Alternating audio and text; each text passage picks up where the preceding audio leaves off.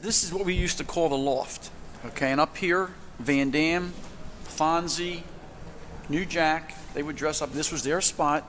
It's funny how guys would stay at the same places in the locker room show after show. And anytime we brought anybody in, like Arn Anderson, Bobby Eaton, we'd also stick them up here too, because sometimes different building employees would be in the lower level, or people who really didn't really belong here. So we would keep anyone hidden up here that we didn't want anybody to see. How charismatic was he before the show, getting ready, thinking of ideas on the fly? Spontaneous. Paul would sit at that table, you could see his eyes, and he'd be looking around the room. And Paul probably had maybe 2 of the matches already booked, but they may have been the main events, the ones he advertised. And you could see him just looking around. And he'd look over and he'd say, Chris Chetty, get over here. And then maybe look around a little bit more. And he'd say, Balls Mahoney, get over here. And he'd say, you two. And as he went over the match, what really got me about Paul is he would explain the match to him. Paul would actually do the voices and be the characters. Like if Balls Mahoney, say, was going to have a high spot, Paul would actually stand up and say, you're going to do this. And he would use a different voice. I mean, it was incredible just watching him go through it.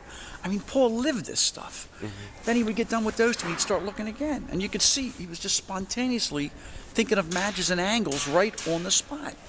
So you'd have a show with maybe 8 matches, maybe 3, maybe 4, depending if, when we got to television, maybe 4 of the matches were actually, things he wanted to get across. And maybe the other 4 he just thought of spontaneously. And the angles were unreal. I remember one time it was when the FBI were going to win the titles, tag titles.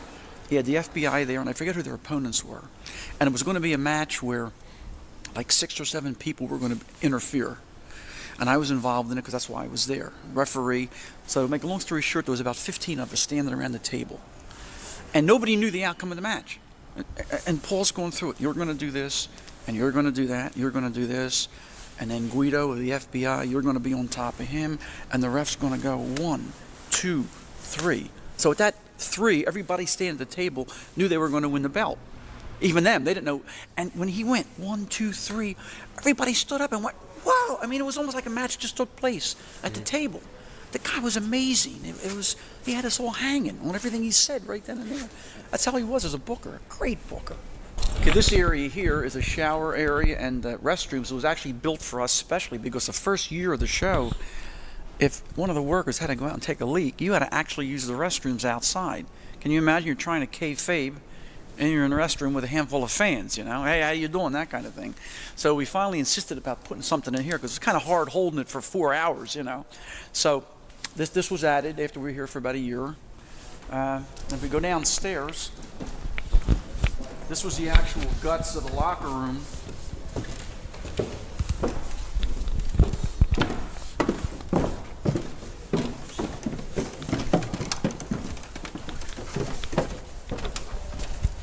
Paul would have his table set up right here. And this was the booker's table. Paul would sit here with usually Tommy Dreamer, Sabu, or maybe Shane Douglas, and they'd all be trying to book the show, or he'd be getting different insight from other people. We had a food table right here. That's where everybody hung around. And then all the other wrestlers would basically sit around this whole room. The girls would dress. There was a room back here where you have a lot of stuff against the door now. The girls would dress in here. Then this other modern room was finally built for us after we were here for about 2 or 3 years. And Shane, Tommy Dreamer, Taz, some of the guys with, let's say, more seniority, they would dress in this room right here. But most of the guys were in here. And the funny thing about it is, this being Viking Hall, where the mummers would build all their floats, is if you came in here around the holidays, I guess maybe almost from that Thanksgiving on through New Year's, there'd be 10, 15 floats in this room you'd be dressing around. I'm talking about gigantic floats with feathers and all kinds of figures. And what used to be crazy is sometimes the guy on his way out to the ring would think of a gimmick right away. And he would grab a sword off the float, or maybe some kind of a crazy hat, and they would go out with that particular gimmick right off the float that they're going to use for the New Year's parade, a month later. What kind of guidelines did Butchie set up for you guys for using this building? Butchie was great. Butchie was really good. Just like today, he made us feel at home. Butchie was like that from the very beginning. He made us feel 100% at home. The only thing Butchie's only problem was tearing the building up. And of course, in the first couple of years, we used to tear walls, put our fists through the walls. I know Road Warrior Hawk, he went through the wall. We had the Harris brothers. They were constantly going through the walls.